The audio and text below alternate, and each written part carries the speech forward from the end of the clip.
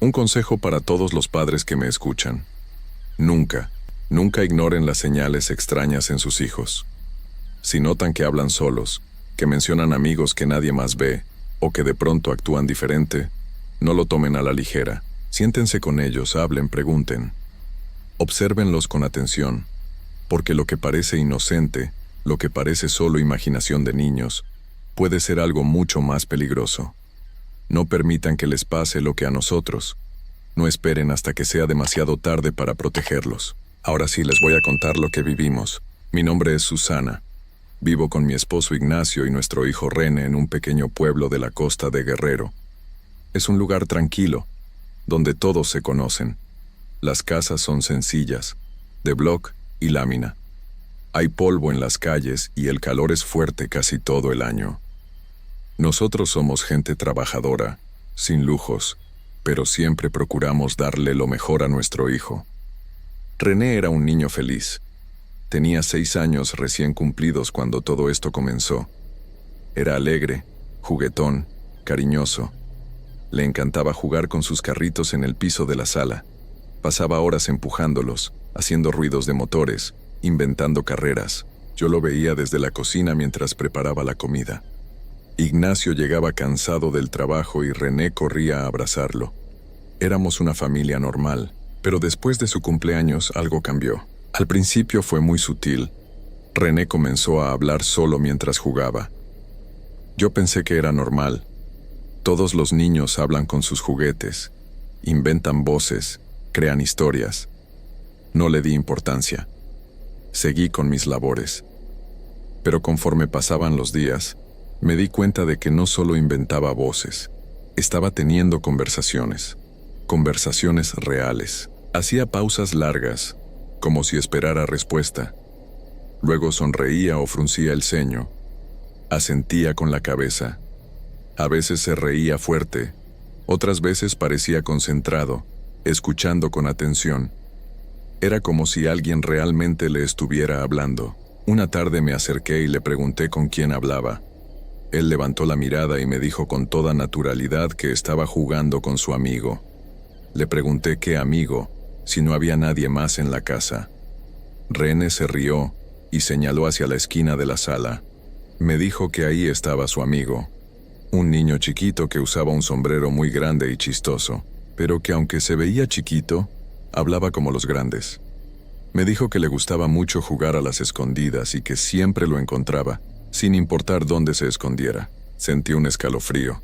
Intenté sonreír y le dije que qué bonito, que qué bueno que tenía un amigo para jugar, pero por dentro algo no me cuadraba.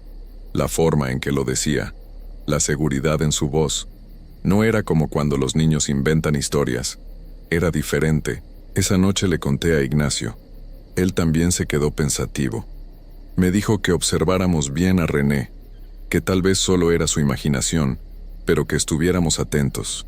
Los siguientes días fueron peores. René mencionaba a su amigo cada vez más.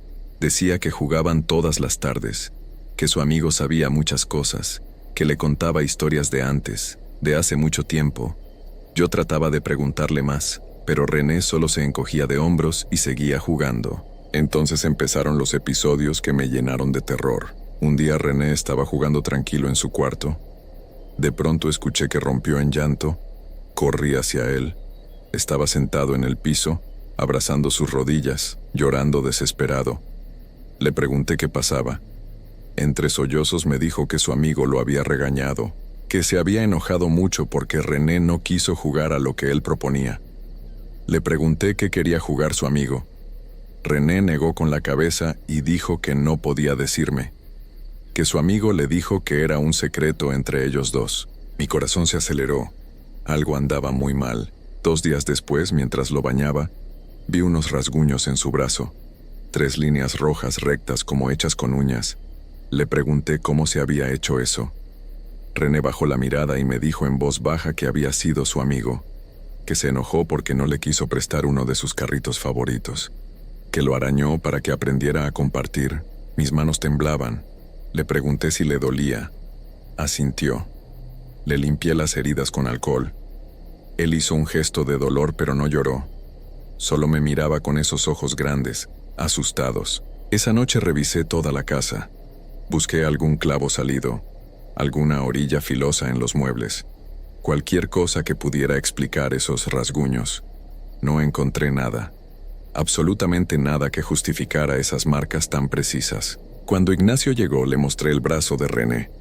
Le conté lo que había dicho. Ignacio se puso pálido. Ignacio se sentó en la cama, respirando hondo.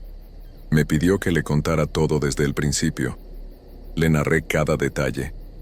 Las conversaciones de René con alguien invisible, el niño con sombrero grande, los regaños, los rasguños, todo. Esperaba que me dijera que estaba exagerando, que eran cosas de niños, pero no lo hizo. Se quedó callado un largo rato, pensando. Luego me miró muy serio y me dijo que recordaba historias que le contaban en su familia, historias sobre duendes, seres pequeños que a veces se aparecen, sobre todo a los niños, que juegan con ellos, que pueden ser traviesos, bromistas, pero que también pueden ser peligrosos si se enojan o si no consiguen lo que quieren. Me dijo que su abuela le contaba que esos seres existen de verdad, que no son cuentos, que en los pueblos de antes todo mundo los conocía, que había que tener cuidado con ellos. Sentí que las piernas me temblaban. Le dije que teníamos que hacer algo. No podíamos quedarnos de brazos cruzados viendo cómo algo lastimaba a nuestro hijo. Ignacio llamó a su mamá esa misma noche. Le explicó todo. Su mamá escuchó en silencio. Cuando terminó de hablar, ella suspiró y dijo que sí, que todo apuntaba a que era uno de esos seres. Nos dijo que no parecía ser completamente malo, porque si lo fuera, ya habría hecho algo peor, pero que aún así debíamos tener mucho cuidado. Nos dijo que conocía a una señora que sabía de estas cosas, que ella podría ayudarnos. Prometió ir a buscarla al día siguiente. Esa noche casi no dormí. Me la pasé checando a René cada rato. Él dormía tranquilo, pero yo sentía una presencia en la casa, como si algo nos estuviera observando desde las sombras. A la mañana siguiente bajé a preparar el desayuno. René ya estaba despierto, sentado en la mesa con su tableta viendo caricaturas. Ignacio se estaba bañando. Yo estaba sirviendo el cereal cuando de pronto la tableta salió volando de las manos de René y cayó al piso con un golpe fuerte. La pantalla se quebró. René comenzó a llorar. Le pregunté qué había pasado. Me dijo entre lágrimas que su amigo se la había quitado, que la había aventado. Le pregunté por qué. René me miró con miedo y me dijo que su amigo estaba muy enojado, que había escuchado lo que platicamos anoche, que sabía que queríamos sacarlo de la casa y que no iba a permitirlo. Se me heló la sangre. René estaba dormido cuando hablamos con la mamá de Ignacio. La conversación fue en nuestro cuarto, con la puerta cerrada. No había forma de que René lo supiera, a menos que de verdad hubiera algo ahí, algo que nos estaba escuchando. Ignacio salió del baño y le conté lo que acababa de pasar. Su rostro se puso serio. Me dijo que teníamos que irnos de la casa, por lo menos mientras su mamá conseguía ayuda. No podíamos quedarnos ahí con ese ser enojado. Empacamos rápido algunas cosas. Le dijimos a René que íbamos a pasar unos días con su tía Blanca, la hermana de Ignacio. Él preguntó si su amigo vendría con nosotros. Le dijimos que no, que su amigo se quedaría en la casa. René puso cara de preocupación, pero no dijo nada más. Llegamos a casa de Blanca como a media mañana. Ella nos recibió extrañada, pero cuando Ignacio le explicó, ella entendió de inmediato. También había escuchado esas historias en la familia. Nos dijo que nos quedáramos el tiempo que necesitáramos. Los primeros 2 días todo estuvo tranquilo. René jugaba en el patio con los juguetes que le prestaba su tía. No mencionó a su amigo. Pensamos que tal vez al salir de la casa habíamos dejado atrás el problema, pero estábamos equivocados. El tercer día René estaba jugando afuera. Blanca estaba en la cocina. Yo doblaba ropa en la sala e Ignacio había salido a comprar unas cosas. Todo parecía normal. Pasaron como 20 minutos y me di cuenta de que ya no escuchaba a René. Salí al patio. No estaba. Llamé a Blanca. Salimos las dos a buscarlo. Revisamos toda la casa, los cuartos, los baños, debajo de las camas, dentro de los closets. Nada. Salimos a la calle. Le preguntamos a los vecinos. Nadie lo había visto. El pánico se apoderó de mí. Empecé a gritar su nombre. Blanca también. Corríamos por las calles del pueblo preguntando, buscando. Nada. Ignacio llegó y cuando le dijimos se puso blanco. Dejó las bolsas tiradas y comenzó a buscar con nosotros. Ya habían pasado más de 40 minutos. Yo lloraba, gritaba el nombre de mi hijo. Sentía que me moría. De pronto Ignacio se detuvo en medio de la calle. Cerró los ojos. Y comenzó a hablar en voz alta. Le habló al duende. Le dijo que por favor devolviera a René. Que no le haríamos nada. Que no intentaríamos alejarlo. Que solo queríamos a nuestro hijo de vuelta sano y salvo. La gente que pasaba nos miraba raro. Pero a mí no me importaba nada más que encontrar a mi niño. Ignacio siguió caminando, como si algo lo guiara. Llegó hasta un terreno abandonado que estaba a unas cuadras. Había basura, hierba crecida, cosas viejas tiradas. En una esquina había un refrigerador viejo y oxidado. Ignacio corrió hacia él. Ignacio jaló la puerta del refrigerador con todas sus fuerzas. Estaba trabada, oxidada. Yo corrí detrás de él. Blanca también. Entre los dos lograron abrirla. Adentro estaba René, acurrucado, pálido, apenas respirando. Ignacio lo sacó rápido, lo cargó. René tosía, jadeaba, trataba de respirar. Yo lo abracé llorando. Sentí su corazón latiendo débil contra mi pecho. Estaba vivo. Gracias a Dios estaba vivo. Lo llevamos corriendo de vuelta a la casa, le dimos agua, lo acostamos. Poco a poco fue recuperando el color. Su respiración se normalizó, pero seguía temblando. Cuando por fin pudo hablar, nos contó lo que pasó. Dijo que estaba jugando en el patio cuando escuchó la voz de su amigo, que hacía días no lo oía y pensó que se había ido. Pero ahí estaba. Le dijo que quería jugar otra vez, que jugaran a las escondidas como antes. René le dijo que no sabía si debía, que sus papás no querían. Pero su amigo insistió. Le dijo que solo sería un ratito, que nadie se daría cuenta. René aceptó. Su amigo le dijo que él se escondería primero, que contara hasta 50 y luego lo buscara. René cerró los ojos y comenzó a contar. Cuando abrió los ojos, escuchó la voz de su amigo a lo lejos. Lo llamaba, le decía que lo siguiera. René salió de la casa sin que nadie lo viera. Siguió la voz por las calles. Caminó varias cuadras hasta llegar al terreno abandonado. La voz lo guió hasta el refrigerador viejo. La puerta estaba abierta. Su amigo le dijo desde adentro que ese era el mejor escondite del mundo, que nadie jamás lo encontraría ahí. René entró. El espacio era pequeño, frío, olía mal. Cuando estuvo adentro, la puerta se cerró de golpe. René trató de empujarla, pero no pudo. Estaba atorada. Empezó a gritar, pero nadie lo escuchaba. Entonces oyó la risa de su amigo, del otro lado de la puerta, riéndose fuerte. Le dijo que ese era el juego, que nadie lo iba a encontrar, que se iba a quedar ahí encerrado mucho tiempo. René lloraba, golpeaba la puerta, pedía ayuda, pero su amigo solo se reía. Pasó el tiempo. René no sabía cuánto. Empezó a sentir que le faltaba el aire, que la cabeza le daba vueltas. Pensó que se iba a quedar dormido y no despertar. Pero entonces, la puerta se abrió y vio a su papá. Cuando terminó de contar, René nos abrazó llorando. Nos dijo que tenía miedo, que su amigo no era bueno, que quería hacerle daño. Nos pidió que no lo dejáramos solo nunca más. Ignacio y yo nos miramos. Ya no había duda.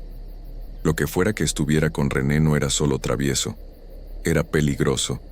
Había intentado lastimarlo de verdad. Tal vez hasta algo peor. La mamá de Ignacio llegó esa misma tarde. Traía con ella a una señora mayor. Se llamaba Doña Licha. Era delgada, de piel morena, pelo blanco recogido en un chongo. Traía un morral lleno de cosas. Hierbas, veladoras, un rosario, agua bendita. Doña Licha habló con nosotros. Le contamos todo. Ella escuchó seria, sin interrumpir. Cuando terminamos, asintió despacio. Nos dijo que efectivamente se trataba de un duende, que son seres que existen desde hace mucho tiempo, que normalmente no son malos, pero que a veces se encariñan con los niños y se ponen celosos, y cuando se enojan, pueden hacer daño. Nos dijo que teníamos que regresar a nuestra casa, que ella iba a limpiarla, que iba a sacar a ese ser de ahí, pero que teníamos que hacer exactamente lo que ella dijera, sin dudar, sin cuestionar. Regresamos a la casa al día siguiente. En cuanto entramos sentí un frío extraño, aunque afuera hacía calor, como si algo pesado flotara en el aire. Doña Licha comenzó su trabajo. Prendió hierbas y las paseó por toda la casa. El humo olía fuerte, penetrante, rezaba en voz alta, salpicaba agua bendita en las esquinas, en las puertas, en las ventanas. Prendió veladoras en cada cuarto. Nos pidió que nos quedáramos juntos en la sala mientras ella trabajaba. Pasaron horas. Doña Licha entraba y salía de los cuartos. Rezaba, limpiaba, repetía oraciones que yo no conocía. René estaba sentado entre Ignacio y yo, callado, agarrado de mi mano. Cuando terminó, doña Licha se sentó frente a nosotros. Estaba cansada, sudaba. Nos dijo que el ser ya no estaba en la casa, que lo había mandado lejos, pero que teníamos que proteger a René. Sacó de su morral un collar. Era de semillas rojas y negras, con una pequeña cruz en el centro. Se lo puso a René en el cuello. Nos dijo que no se lo quitara por nada del mundo, que debía usarlo día y noche durante por lo menos 2 semanas, que ese collar lo iba a proteger, pero nos advirtió que el ser iba a intentar quitárselo, que lo intentaría sobre todo en las noches, cuando René estuviera dormido, que teníamos que vigilarlo, que no lo dejáramos solo. También nos dejó un sahumerio para quemar cada noche antes de dormir, y nos dio instrucciones de rezar el rosario completo todas las noches en familia. Doña Licha se fue. Nosotros nos quedamos en la casa, nerviosos pero con un poco más de esperanza. Esa noche casi no dormimos. Ignacio y yo nos turnamos para vigilar a René. Él dormía con el collar puesto. Cada hora lo checábamos. El collar seguía ahí. Pasaron los días. Vigilábamos a René todo el tiempo. No lo dejábamos solo ni un segundo. Cuando iba al baño, la puerta quedaba entreabierta. Cuando jugaba, uno de nosotros siempre estaba cerca. En las noches, uno de los dos se quedaba despierto junto a su cama. René dormía inquieto. A veces se movía mucho, como si algo lo jalara. Otras veces gemía bajito, pero el collar siempre seguía en su cuello. Cada mañana lo revisábamos. Las semillas rojas y negras seguían ahí, brillando a la luz. Ignacio quemaba el sahumerio todas las noches. El olor llenaba la casa. Rezábamos el rosario juntos, aunque René se cansaba y bostezaba. Pero lo hacíamos completo, sin saltarnos ni una oración. La primera semana fue la más difícil. Yo apenas dormía 2 o 3 horas. Tenía ojeras profundas. Ignacio también se veía cansado, pero ninguno de los dos bajábamos la guardia. Era la vida de nuestro hijo. Una noche, como a las 3 de la mañana, escuché un ruido extraño. Venía del cuarto de René. Era como un rasguño contra la pared. Me levanté rápido. Ignacio ya estaba despierto también. Entramos al cuarto con una linterna. René estaba dormido, pero sus manos estaban sobre el collar, como si alguien le hubiera dicho que se lo quitara. Sus dedos jalaban suavemente la cuerda. Ignacio le habló quedito. Le movió el hombro con cuidado. René abrió los ojos confundido. Le preguntamos qué estaba haciendo. Dijo que no sabía, que estaba soñando que alguien le pedía que se quitara el collar, que le decía que le apretaba, que le molestaba. Le dijimos que no hiciera caso, que no se lo quitara por nada. René asintió con la cabeza, todavía medio dormido. Volvió a acostarse. Nosotros nos quedamos ahí con él hasta que amaneció. Esa fue la única vez que pasó algo extraño. Después de esa noche todo estuvo tranquilo.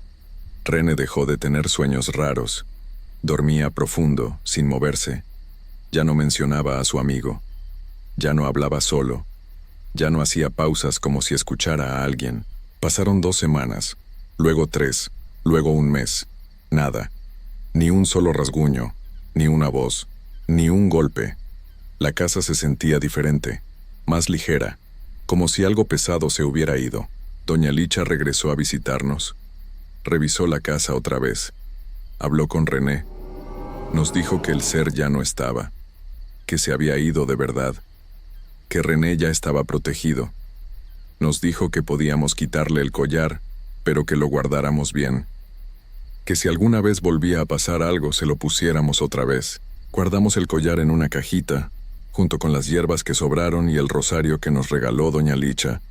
Lo metimos en nuestro closet, en un lugar seguro. Pasaron 4 meses sin ningún problema. René volvió a ser el mismo niño de antes, alegre, juguetón, lleno de vida. Ya no hablaba de su amigo. Cuando le preguntábamos si lo recordaba, se encogía de hombros y decía que ya no se acordaba bien, que era como un sueño borroso. Ignacio y yo empezamos a dormir mejor, a sentirnos tranquilos otra vez. La vida regresó a la normalidad, o eso pensamos. Hace 2 semanas me hice una prueba. Estoy embarazada otra vez. Vamos a tener otro bebé. Cuando se lo dijimos a René, se puso muy contento. Dijo que quería un hermanito para jugar con él. Ignacio y yo nos alegramos mucho. Pero yo no puedo evitar sentir miedo. Miedo de que ese ser regrese, de que sepa que viene otro niño a la casa, de que intente acercarse otra vez, pero esta vez a mi bebé. Doña Licha nos dijo que el ser se había ido, que lo había mandado muy lejos.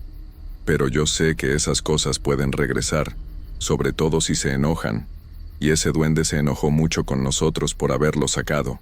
Así que ahora estoy alerta. Más que nunca. Vigilo cada sonido en la casa, cada sombra extraña, cada movimiento que no tiene explicación. Todavía quemamos el sahumerio algunas noches. Todavía rezamos en familia. Y el collar de René sigue guardado, listo para usarse si hace falta. Por eso les digo a todos los padres que me escuchan, no ignoren las señales. Si su hijo empieza a hablar con alguien que no pueden ver, presten atención. Si aparecen marcas en su cuerpo sin explicación, investiguen. Si se comporta diferente, si tiene miedo, si algo no se siente bien, actúen rápido, porque el mal existe. Y a veces se presenta de formas que parecen inocentes, como un amiguito imaginario, como un juego de niños. Pero detrás de eso puede haber algo peligroso, algo que quiere hacerle daño a sus hijos. No esperen a que sea demasiado tarde. No piensen que son solo imaginaciones.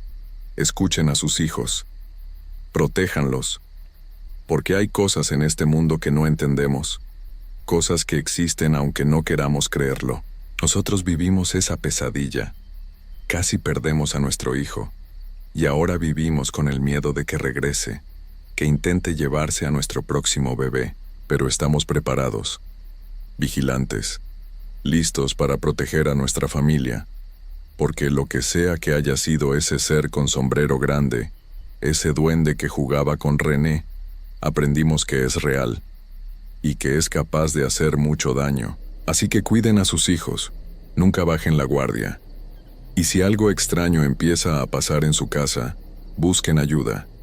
No se queden callados, no esperen, porque después puede ser demasiado tarde.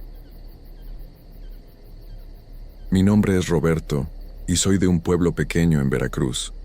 Hace 3 años me vine con mi esposa María y mis 2 hijos, Carlitos de 8 años y Lupita de 6, a trabajar una parcela que heredé de un tío lejano. Era una tierra buena, con árboles grandes y un arroyo cerca. Pensé que sería el lugar perfecto para que mis hijos crecieran lejos de los problemas de la ciudad. Los primeros meses todo fue normal. Trabajábamos la tierra, sembrábamos maíz y frijol, y los niños jugaban entre los árboles mientras María y yo nos ocupábamos de las labores del campo. La casa era sencilla pero cómoda, con 2 cuartos y una cocina de leña. Por las noches nos sentábamos afuera a ver las estrellas y a platicar. Todo parecía perfecto, pero las cosas empezaron a cambiar una tarde de octubre. Carlitos llegó corriendo a la casa con la cara blanca como el papel. Me dijo que había visto a alguien pequeño entre los arbustos. Alguien que lo miraba fijamente y se reía de una forma extraña. Le dije que seguramente era su imaginación, que tal vez había visto algún animal o la sombra de las ramas. Pero él insistía en que era una persona chiquita, como de su tamaño, pero con cara de viejo. Esa misma noche Lupita empezó a llorar en su cama. María fue a verla y la niña le contó que alguien le jalaba las cobijas mientras dormía. Decía que sentía unos dedos fríos en sus pies y que escuchaba una risa bajita junto a su oído. María la calmó y se quedó con ella hasta que se durmió otra vez. Yo pensé que eran pesadillas, cosas de niños, pero en el fondo algo me inquietaba. Al día siguiente encontré las herramientas regadas por todo el patio. Yo siempre las guardaba en su lugar antes de entrar a dormir. El machete estaba clavado en la tierra, el azadón tirado junto al pozo y el rastrillo colgando de una rama alta. Le pregunté a María si ella o los niños habían tocado algo, pero todos me dijeron que no. Revisé si había huellas de algún ladrón, pero no había nada. Solo tierra removida en círculos, como si alguien hubiera estado bailando alrededor del patio. Las siguientes semanas fueron peores. Cada mañana encontraba algo distinto. A veces las gallinas amanecían espantadas, todas juntas en una esquina del corral, cacareando sin parar. Otras veces la ropa que María colgaba aparecía amarrada en nudos imposibles de deshacer y teníamos que cortar las prendas para poder usarlas. Los niños dejaron de jugar afuera. Carlitos me contó que ese ser pequeño lo seguía a todas partes. Decía que se escondía detrás de los árboles y le hacía gestos burlones. Lupita ya no quería ir sola al baño, ni siquiera de día. Una noche escuché pasos en el techo. Eran pasos ligeros pero constantes, como si alguien corriera de un lado a otro. Salí con una lámpara y revisé los alrededores de la casa, pero no había nadie. Los niños lloraban en su cuarto y María estaba temblando. Cuando volví a entrar, todas las ollas de la cocina estaban en el piso, acomodadas en fila como si fueran soldaditos. Nadie había entrado ni salido. Ahí supe que esto no era normal. Los días pasaban y las travesuras se volvían más seguidas y más pesadas. La comida que preparábamos aparecía con tierra o con bichos adentro. Las puertas se abrían y cerraban solas en la madrugada. A veces escuchábamos silbidos que venían de los árboles, melodías raras que te ponían los pelos de punta. Mis hijos ya no dormían bien. Carlitos tenía ojeras y Lupita se orinaba en la cama del miedo. María lloraba todas las noches y me pedía que nos fuéramos de ahí. Pero yo había invertido todo en esa parcela. No podíamos irnos así nomás. Una mañana encontré a Carlitos sentado en el patio, con la mirada perdida. Tenía marcas rojas en los brazos, como si alguien lo hubiera pellizcado muchas veces. Me enseñó los moretones y me dijo que esa cosa pequeña lo había jaloneado mientras iba al arroyo por agua. Me contó que el ser se le acercó bailando y cantando cosas raras, y que cuando él trató de correr, sintió que lo detenían de los brazos con mucha fuerza. Mi hijo mayor, mi Carlitos, estaba aterrado. Eso me partió el corazón. Esa misma tarde, Lupita no quiso comer. María me llamó preocupada porque la niña decía que había alguien sentado en la mesa con nosotros, alguien que solo ella podía ver. Lupita señalaba una silla vacía y decía que ese señor chiquito se reía de ella y le mostraba la lengua. La niña empezó a llorar y a gritar que no quería que la mirara más. Tuve que cargarla y sacarla de la cocina mientras María rezaba en voz baja. Ya no podía más. Mis hijos estaban sufriendo y yo me sentía inútil. No sabía qué hacer ni a quién acudir. Esa noche, mientras María dormía con los niños abrazados, salí al patio y me puse a pensar. Recordé que en mi pueblo había un señor, don Jacinto, que era chamán. La gente lo buscaba cuando tenía problemas que los doctores no podían resolver. Él sabía de hierbas, de rezos y de esas cosas que uno no entiende pero que funcionan. Decidí que al día siguiente iría a buscarlo. Manejé 3 horas hasta llegar al pueblo. Encontré la casa de don Jacinto al final de una calle de tierra. Era una casa pequeña con un jardín lleno de plantas que yo nunca había visto. Toqué la puerta y salió un señor ya mayor, con el pelo blanco y los ojos muy claros. Antes de que yo dijera nada, él me miró y me dijo que sabía por qué venía. Me invitó a pasar. Adentro olía a hierbas y a humo de copal. Don Jacinto me sentó en una silla de madera y me sirvió un té amargo. Le conté todo lo que estaba pasando en la parcela. Le hablé de las travesuras, de los sustos, de los moretones en mis hijos, de los pasos en el techo y de esa figura pequeña que solo los niños veían bien. Él me escuchó sin interrumpirme, moviendo la cabeza como si ya conociera la historia. Cuando terminé de hablar, don Jacinto prendió un cigarro y se quedó pensando un buen rato. Después me dijo que en mi terreno vivía un duende. Me explicó que esos seres existen desde antes de que nosotros llegáramos, que viven en los árboles y en los lugares donde hay agua. Dijo que cuando alguien construye o trabaja en sus territorios, ellos se enojan y empiezan a hacer travesuras, pero que si uno no los respeta y no les pone atención, las travesuras pueden convertirse en algo peor. Me dijo que los duendes son como niños caprichosos. Les gusta jugar y molestar, pero también pueden ser peligrosos si se sienten amenazados o ignorados. Me contó que conocía casos de familias que habían tenido que abandonar sus casas porque los duendes no los dejaban vivir en paz. Otros habían enfermado de cosas raras que ningún doctor podía curar. Yo sentí un frío en el estómago. No quería que nada malo les pasara a mis hijos. Don Jacinto me dijo que había una forma de hacer las paces con ese ser. Me explicó que tenía que buscar el árbol más grande que estuviera en la orilla de mi terreno, uno que se viera viejo y con las raíces bien metidas en la tierra. Ahí tenía que poner una ofrenda. Me dio una lista de cosas que debía llevar todos los días durante 9 días seguidos. Dulces de diferentes tipos, frutas frescas, pan, chocolate, un poco de aguardiente en un vasito pequeño, flores amarillas y un cigarro que tenía que prender y dejar consumirse solo. Me dijo que tenía que ir siempre a la misma hora, al atardecer cuando el sol se está poniendo, que tenía que acercarme con respeto, sin hacer ruido y sin faltar ningún día, que mientras ponía la ofrenda, tenía que hablarle al duende como si fuera una persona, tenía que pedirle perdón por haber invadido su espacio, explicarle que mi familia solo quería vivir en paz y trabajar la tierra sin molestarlo, y sobre todo, tenía que prometerle que siempre lo respetaríamos y que dejaríamos ese árbol en paz, sin tocarlo nunca. Volví a la parcela esa misma tarde con todo lo que don Jacinto me había indicado. Busqué el árbol más grande en la orilla del terreno, cerca del arroyo. Era un árbol viejo, con el tronco grueso y lleno de marcas, como si muchas manos lo hubieran tocado a lo largo de los años. Las ramas se extendían como brazos gigantes, y las raíces salían de la tierra formando pequeñas cuevas.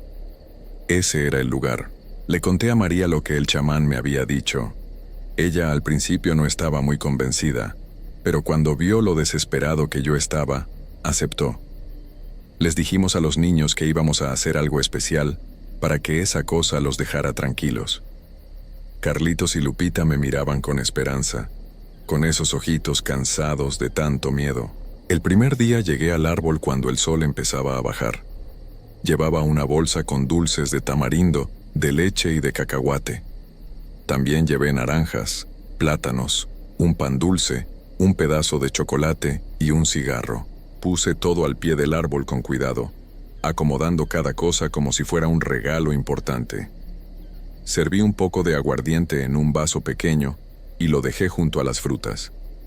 Después saqué el cigarro, lo prendí y lo clavé en la tierra para que se quedara parado.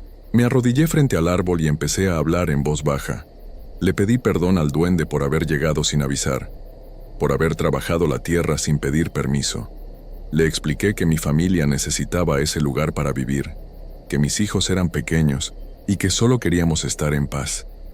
Le prometí que cuidaríamos el árbol, que nunca lo cortaríamos ni lo dañaríamos. Le dije que respetaríamos su espacio y que esperaba que él respetara el nuestro.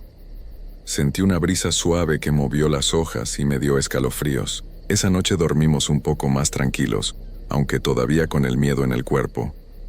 Al día siguiente, cuando volví al árbol, vi que todas las cosas que había dejado ya no estaban. Los dulces, las frutas, el pan, todo había desaparecido. Solo quedaba el cigarro consumido hasta el filtro y el vasito vacío. Sentí un alivio extraño, como si alguien hubiera aceptado mi ofrenda. Seguí yendo cada tarde durante los siguientes días.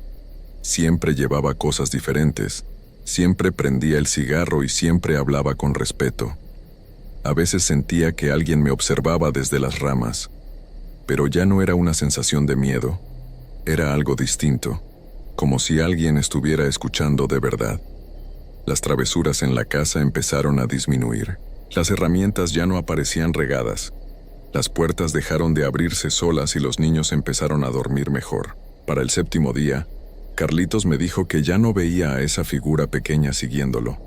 Lupita volvió a sonreír y a jugar en el patio sin miedo. María notó que el ambiente de la casa era diferente, más ligero, como si alguien hubiera quitado un peso de encima de todos nosotros.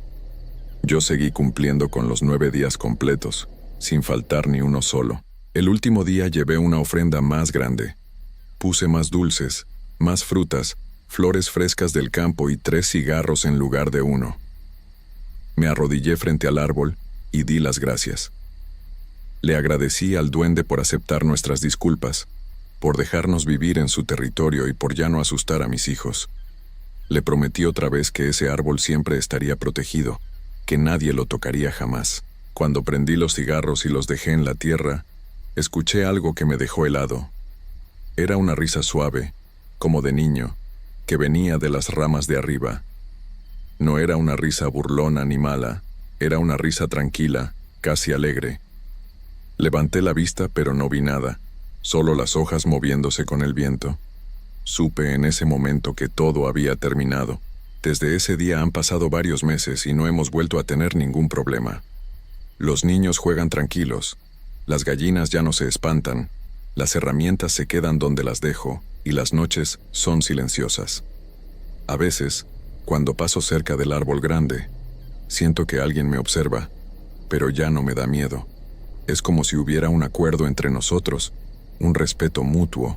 Ahora sé que hay cosas que uno no puede ver pero que están ahí. Aprendí que la tierra donde vivimos no es solo nuestra, que la compartimos con otros seres que estaban aquí antes que nosotros.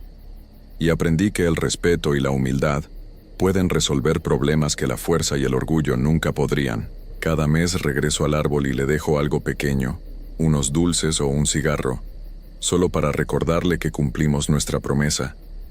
Y cada vez que lo hago, siento esa brisa suave que mueve las hojas, como si alguien me dijera que todo está bien. Mi familia está en paz. Mis hijos duermen tranquilos y yo puedo trabajar la tierra sin preocupaciones. A veces las soluciones están donde menos lo esperamos, en las viejas costumbres y en el respeto por lo que no entendemos.